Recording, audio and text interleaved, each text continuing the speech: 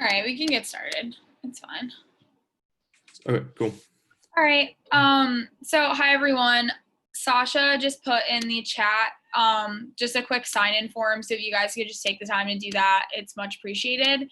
And then she also, just for those of you that weren't here last week, we are having individual sector meetings every week as well. So if you want to sign up for those, the survey is there as well. So if you just didn't do that last week, like, please do so now. I'm going to talk about this a little later, but we're going to start using Teams primarily like for our forms of communication and everything. So it's just a good way to make sure you're in the correct channel in our Teams. Raj, if you just want to click the next slide. Yep. So just a little bit about the agenda for today. So Haley is going to kick us off with just some relevant news. And then she's also going to explain like some really good resources for you to use if you want to follow ESG news more closely. So that will be great. And then I'm going to pass it off to Miraj, our VP of ESG research, and he's just going to give kind of like a brief overview of ESG and what that means for us in our portfolio. And then he's going to do a company spotlight. I believe it's Google, right, Miraj? Yeah, it's Google.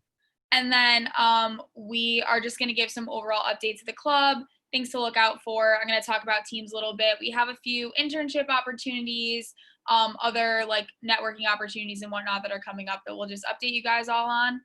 And we'll wrap up for the day. Today probably won't be as long as last week. I know like there's a lot of introductions and whatnot. So it'll be a little bit shorter and then once the stock pitches start to get going, the following or in 2 weeks from now, then again, the meetings will be a little longer if you want to stay and vote for those. But with that, I'm going to pass it off to Haley to talk about news. Awesome. So I'll just kind of go over some interesting things that have been happening that are related to ESG first.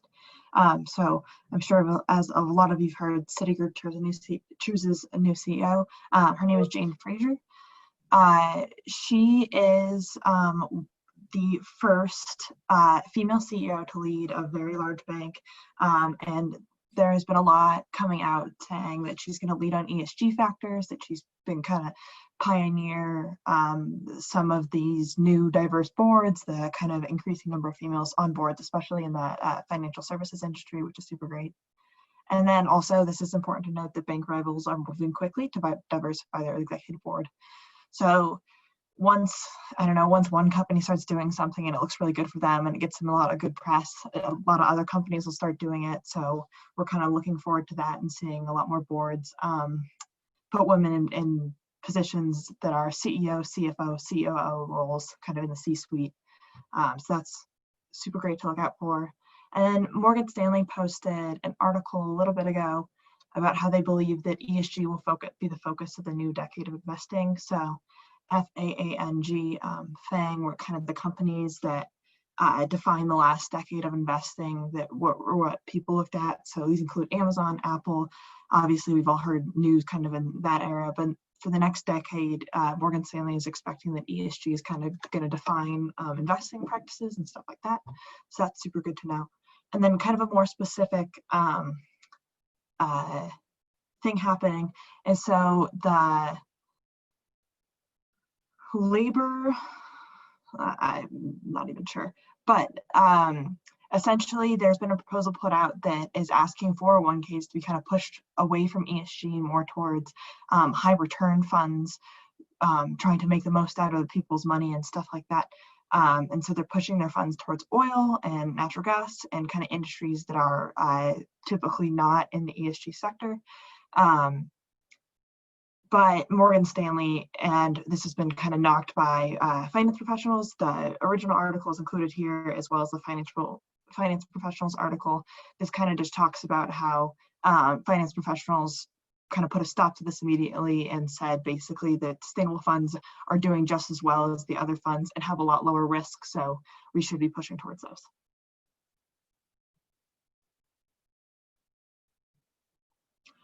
And just kind of for everyone's just general information to keep up on ESG stuff, I've included on this, I'm sure we'll send out this PowerPoint afterwards, links to all these different news sources you can use. I think some good things to note to just start with is that Bentley has access to Financial Times and Wall Street Journal, which are two great news sources, especially to get your financial news. But you can add streams and kind of news sections in both of these in your accounts. So you can add an ESG investing stream in Financial Times, and then Wall Street Journal has an ESG news section. Bloomberg Green is a great place to look. Bloomberg Green is on social media all the time, posting about kind of updated stuff. So I know that the Sustainable Investment Group Instagram will repost some of their stuff pretty frequently. Some of it's pretty funny. I don't know who runs the Bloomberg Green or the Bloomberg actually Instagrams anyways, but some of the stuff's pretty entertaining. They're all interesting articles. None of them are super long, so that's good to follow. Sustainalytics News will be your more technical stuff about kind of ESG investing as a whole. If you want to listen to a podcast, I do like the MSCI ESG Now podcast, but there are tons of podcasts out there that are ESG. And then again, obviously, I'm a social media person. I'm going to plug the LinkedIn. The BSIG LinkedIn will post a bunch of stuff that's ESG related. But if you are on LinkedIn, you can look at posts from USSIF, which is just kind of a great general sustainability around the world. And then ESG Today is kind of a good one. They also post kind of general new stuff. And then BSIG is a community you can join on LinkedIn. It's a group that posts a bunch of stuff. And if you also sign up for their email chain, you can get notice of opportunities in the ESG space. I've seen tons of kind of higher up full-time positions there and internship positions there. It's a great place to be and network, and they put on events all the time.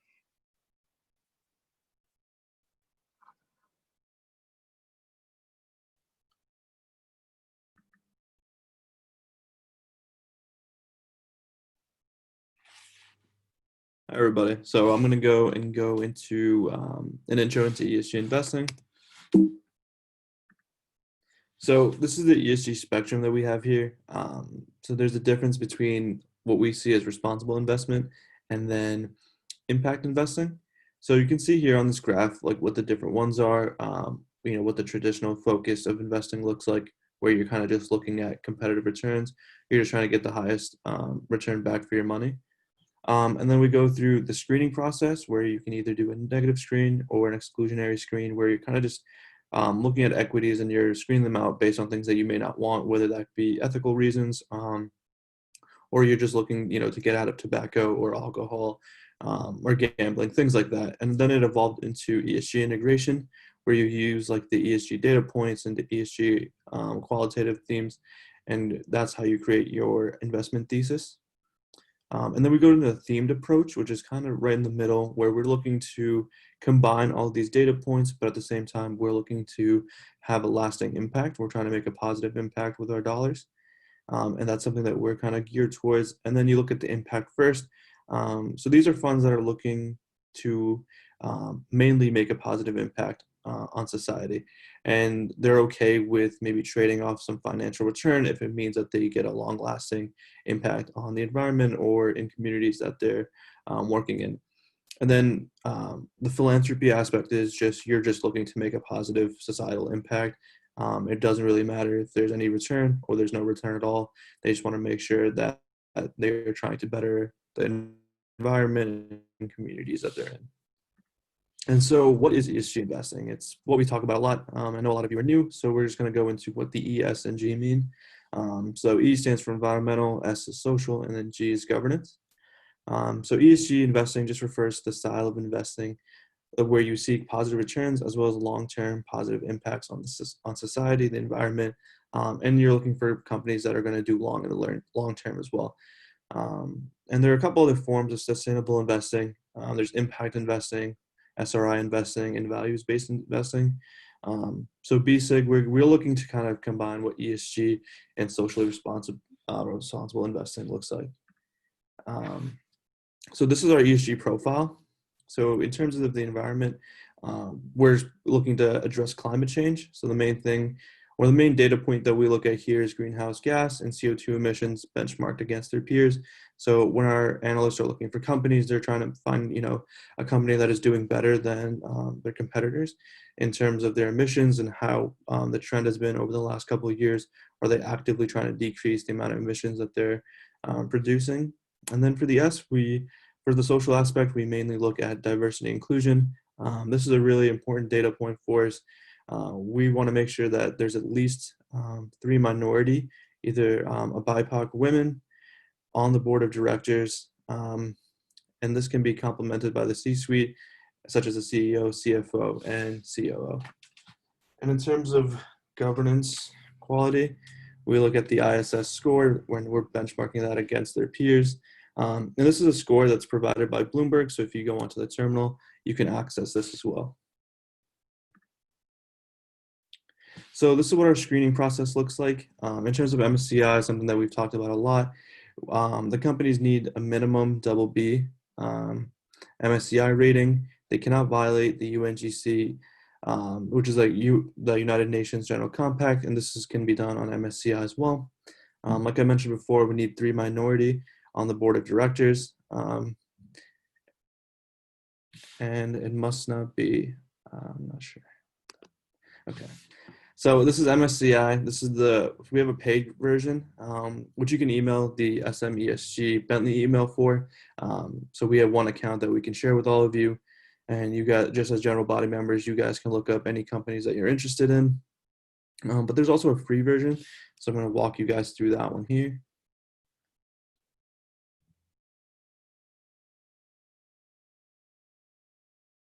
Can you guys see this? Okay.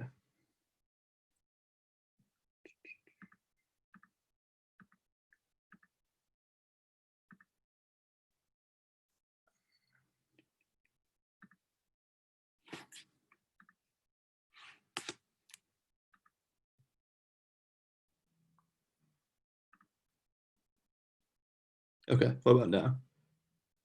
Okay, cool. So this is the free version of MSCI, which everybody has access to. So you can basically go down here and you can type in any ticker symbol that you'd be interested in. So, or a company name. So if you're interested in what Google's doing, Alphabet Group, you can type that in here. And you can get their MSCI rating. So you can see that they're a AA. You can also see the trend. So they've been doing a lot better over the last 5 years. And so they actively manage their ratings. It's usually on a quarterly or annual basis, depending on what like the material factors in terms of ESG is for a company. And so you can see that within the industry that they're in, the interactive media and services, there's nobody in that AAA tier, which I guess is really difficult to achieve, a company of this size. So it's really interesting to see that there's only 7%, and they're one of the few companies that is there. Alphabet is a leader among those 28 companies. This is a really great guide if you don't have the paid version. Obviously, you can email us, but if you're just doing a little bit of research on your own, this is a really great tool that you guys can utilize. And I'm going to stop here. I think Elise has something to share with you guys as well. Yeah, thanks, Miraj. I just wanted to kind of go over a little bit more broadly, like why we use MSCI specifically. So obviously there's so many different databases and resources when you're doing ESG research, and they all differ so much from each other. So like what we tell our analysts and everyone when they're looking into a company is you can't just rely on one. So for example, like you can look at a company in MSCI and they could have a literal AAA rating, like the highest out of all of them. And then you can go and you can look at Bloomberg and they could have like a terrible, terrible score. So you're like, obviously, like this doesn't make any sense. So the reason that we rely heavily on MSCI is because they have these massive reports. And I don't know if I think Miraj might pull one up for you, but they're like 60 to 100 pages, sometimes even more. And they really go in depth explaining to you like where they got the information from and why they gave it the rating that they do. So I'll give you an example. Last year, I was on the financials and real estates team, and we pitched Hannon Armstrong. And for those of you who don't know, it's considered a real estate investment trust. So it's under like the financials and real estate sector, but it really acts more like a bank, and it gives loans to kind of provide land for like solar farms and wind farms and just everything having to do with sustainability in the environment. But according to MSCI, when you're a real estate investment trust, you have to one of the components that they score you on is like how much you contribute to urbanization. So for Hannon Armstrong, they have nothing to do with urbanization, and it makes complete sense why they really don't have exposure to that. but just the ratings that MSCI used, they kind of knocked them for that. So that's why I think they have like a double B or triple B rating at this point in time. But you have to kind of I know it sounds like common sense, but you really have to almost sit back sometimes and just really look at like what they're rating it on and see if it makes sense, because everything else that they were rated on was so great. So yeah, they were maybe knocked for that one thing, but if you really like use your analytical thinking skills and kind of like step back and look at the bigger picture, you can realize like, okay, well, like maybe, this isn't super material for this company, or like what I'm trying to, or like my investment thesis, like what I'm trying to do. So as much as, we're going to show you a bunch of resources and we're going to show you all these things, but also don't forget that like it's important to use common sense and make your own kind of assumptions and thoughts. Like, even though you might not be an expert in ESG, you can still kind of just like think about things logically like that. So definitely don't ever rely on like MSCI only or like Bloomberg only. That's why we give you like all these resources. So especially when the analysts are looking at companies, like they're never just going to use one. But we do, like I said, prefer MSCI just because they give you so much explanation. So you're able to kind of alter that like to your thoughts. Does anyone have any questions? And by the way, anytime like if you do have a question, you could just put it in the chat or literally just unmute yourself at any time, by the way. Okay, Raj, I'm going to hand it back to you. Okay, cool. So I can show off one of the reports here.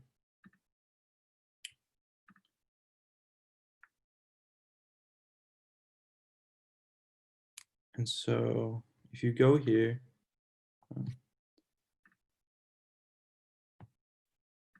so these are one of the PDFs that you get from MSCI. This is for Kellogg's. It's one of the companies that the consumer sector is working on.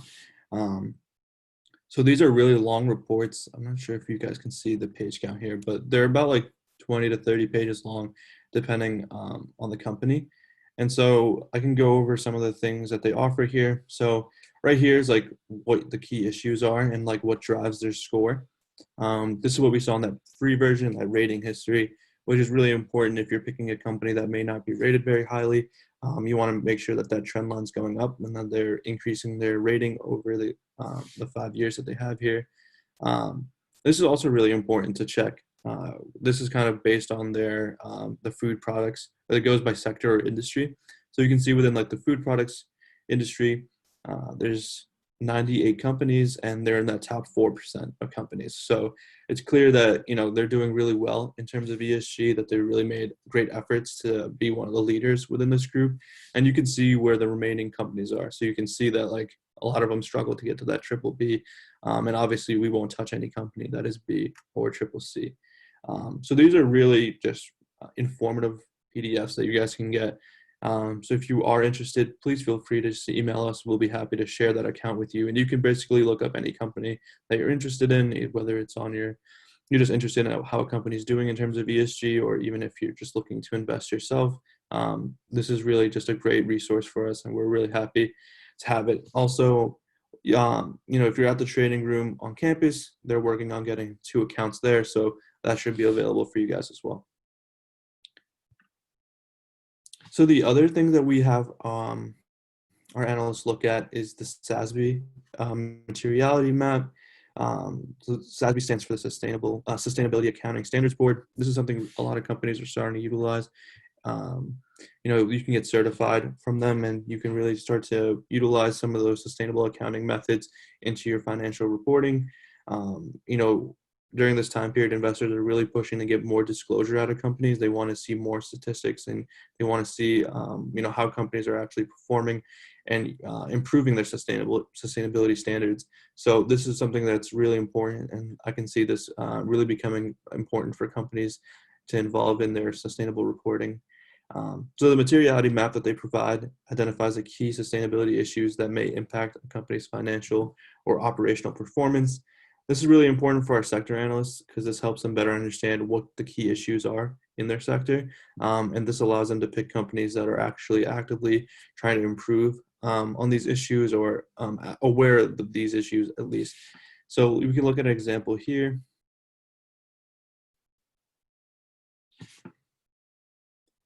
So this is the map itself. it's pretty interactive, so you can basically click on any of these tabs here. So let's say if you want to go into the healthcare sector, it breaks it up within specific industries inside of that sector as well. So if you're interested in biotech, you can click what are the human rights and community relation issues, and it'll pop up these little things here. It gives you accounting metrics as well. So there's a bunch of different things that it provides, and so you can really just, it depends if if you're interested in going into a sector, this would be a really great resource because you can figure out what within that sector you're interested in learning more about, and you can talk to our analysts about that as well. So basically you can click through, you look at all these different things. I know the energy sector is going to be looking at all these things. They're really excited. It's really a great resource. So if you're interested in learning more, please click that link, and you can also download it here as well. So now we're going to talk about the Sustainable Development Goals. You've heard a lot about that from us, and we try to really incorporate that into our ESG research. So if you click here, this is the link to the UN page.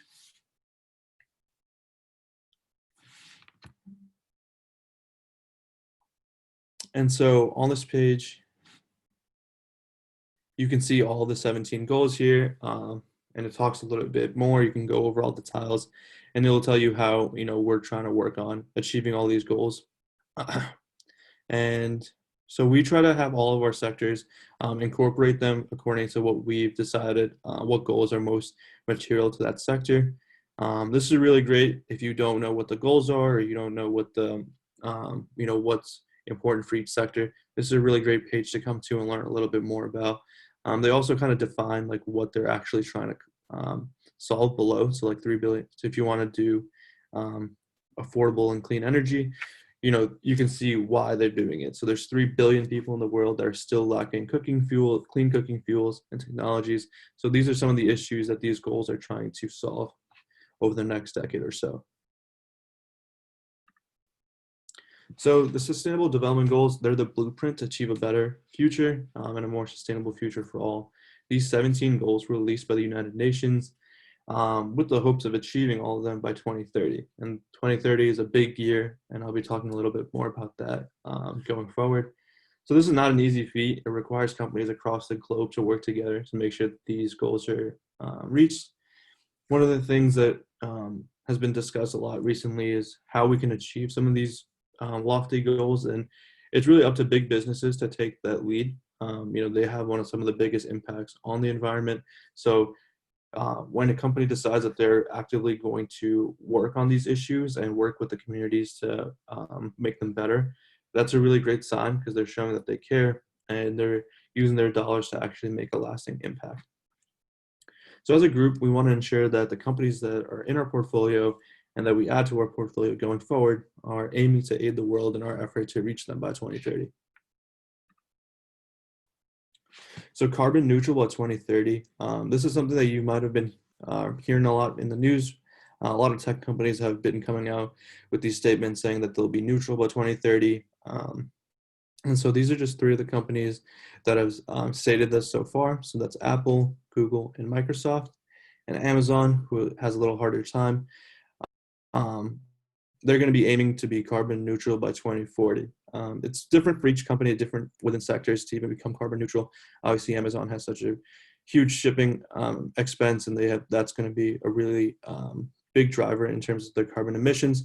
So there are a lot of different ways and a lot of different investments that they're going to have to make to even become carbon neutral. But why is it important? Why is it important to be carbon neutral?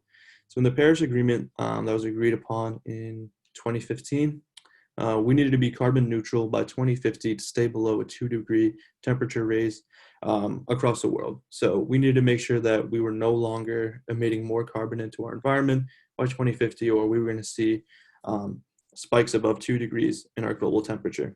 And so these are really lofty goals by these companies to even do this 20 years ahead of time. But this is something that needs to be done. These companies need to take the stance to show that they're really committed to becoming carbon neutral, and hopefully this drives more companies around them to do the same thing.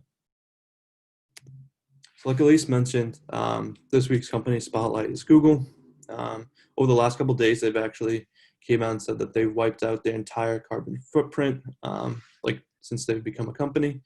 And how do they do this? So a lot of this was done through carbon credits and through offsetting their carbon emissions.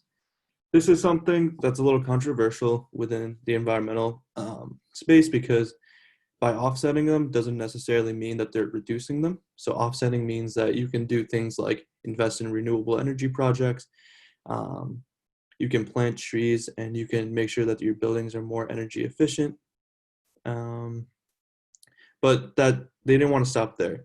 So they're looking to invest in a 5 gigawatt carbon-free energy. So they're going to be looking to invest in wind farms and solar farms. They're also going to be looking to help 500 cities lower their emissions. So cities around their hubs or corporate offices, they're going to go into these cities and make sure that they're working on the same things that they are. So energy efficiency, making sure that they have clean renewable energy within their cities. And they're also looking to generate 20,000 new jobs through these initiatives. So they're looking to employ a lot more people within these cities, which is really beneficial for everyone involved. So these are some of the next steps that I think Elise will be going into next. Mirage, you have a question in the chat. Oh, yeah. Someone asked how to determine whether companies are greenwashing or actually planning on going carbon neutral. That's a really good question. Let me see if I can go back. And so that is a really big issue when you're talking about becoming carbon neutral.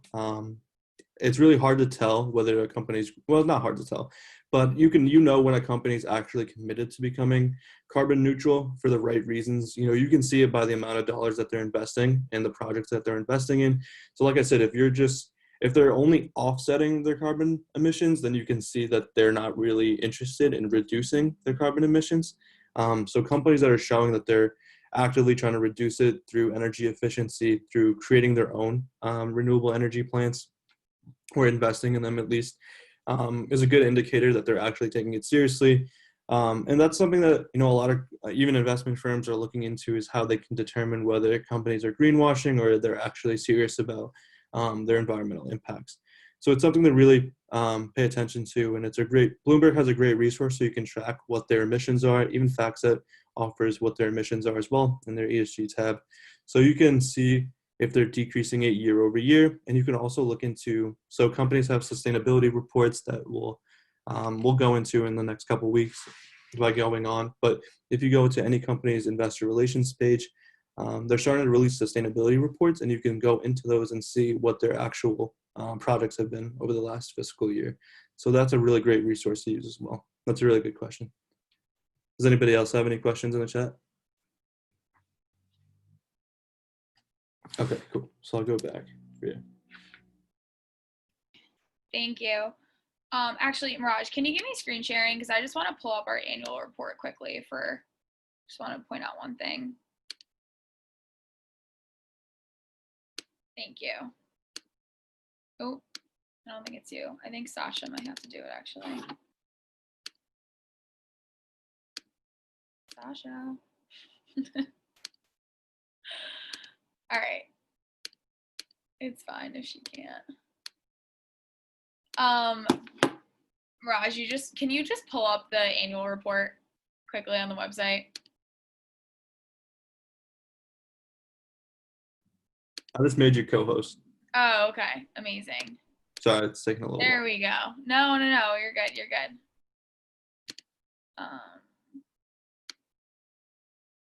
Okay. You just pull this up. So I know we mentioned this a few times, that the annual report is available on our website, and there is a link to the website in all these slides, but literally if you just type in Bentley Samuel Investment Group, it's the second link that comes up on Google. So it's really, really long, and it does give a lot of detail about the club.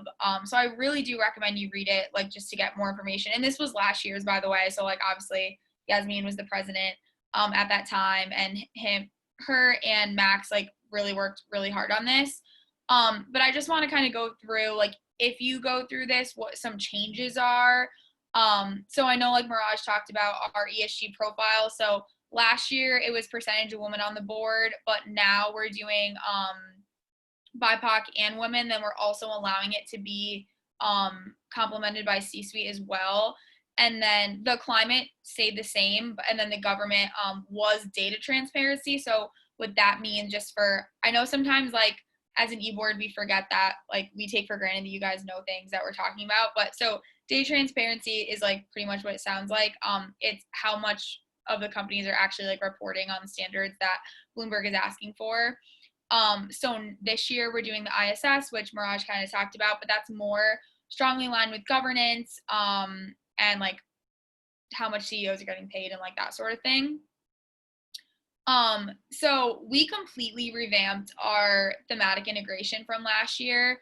So last year they were like very broad and they weren't very specific. So this year we pretty much spent the entire summer and like literally the entire summer, and kind of came up with new themes that we want to focus on. And we're in the process. I know like in the first meeting, we had gone over what those were, but we still are in the process of kind of identifying ones and solidifying them and making sure that they're measurable. So if anyone has any suggestions or is like really into this stuff and reads a lot about it, we're definitely like open to that. One thing that we did keep the same though was the Sustainable Development Goals alignment, which is, this is what Miraj just talked about with the UN and what they put out. So obviously like we say we do all these things. So like how do we actually implement this, right? So if you go down, you look at the actual, this is just like our portfolio, how it did, whatnot. Again, feel free to look through this at any time. So then each company that we have like has a page. I always go to Hannon because that was the one that I pitched. So everything for the entire ESG profile is like for the entire fund.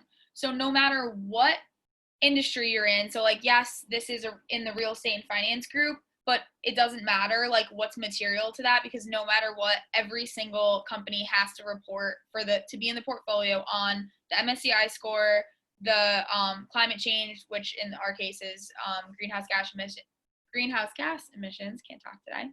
And then again, like BIPOC and women now, and then the ISS score. And then you go through and explain like in this sector or in this part for the actual like sector and industry, what is material. So that's when you're going to go and you're going to look at SASB and look at the materiality map and say, okay, for this company, it is very important that their greenhouse gas emissions and their water and waste management is low. Whereas you look at a bank or something and that's not really relevant. Like, yeah, a bank could have a zero carbon footprint, but like, is that really material? Like, no, it's more material about their privacy and like other things like that. And then on the bottom, you're going to put which sustainable development goals align and how. So this is obviously done with a lot more detail during the pitches and obviously like the research that goes into it. But I just wanted to show you, like, give an example of kind of how this all comes together. And at the end of the year, when we put our annual report in, how we actually like report on this and kind of prove. And as you can see on the top with the ESG pillars, we also are showing it against our peer group in the benchmark as well. So like, it's obviously important that all of yours have a higher score. So I just wanted to go over that quickly. And again, like, please, please, please, if you're interested, take the time to go over that in a little bit more detail. So let me just get back here. We're pretty much wrapping up here. Just want to talk about some housekeeping things.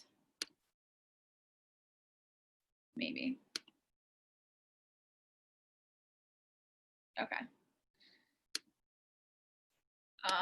Let's skip through all this. Sorry.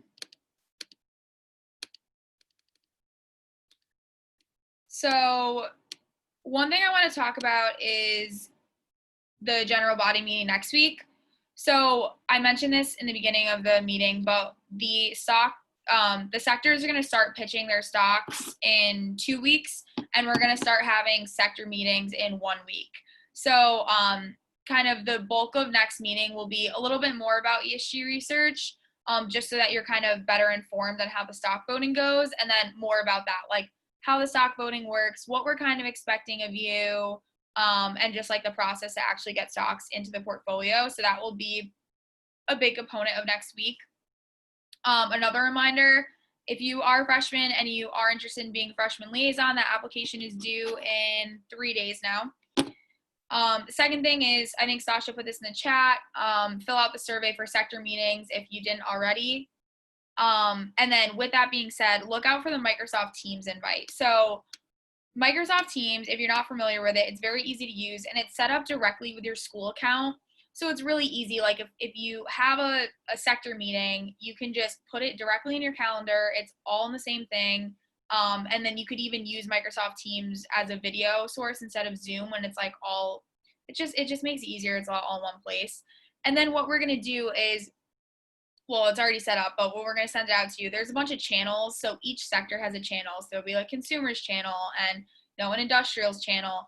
And all of the stuff that they're working on and using will be in there. So if you're just like, oh, I want to see last year's industrial pitch, I just want to look it over and like get more information, or, oh, I want to see like what they're working on right now, I want to actually like look through their model and see what they did, it's all going to be there for you. So no matter like what point in time or like the time that you have available to do all these things, like it will be there for you as a resource to look through. So those are the individual sector channels. There'll also be like a broader general body channel. So we're just going to start throwing all of these slides in there so you could actually access the links.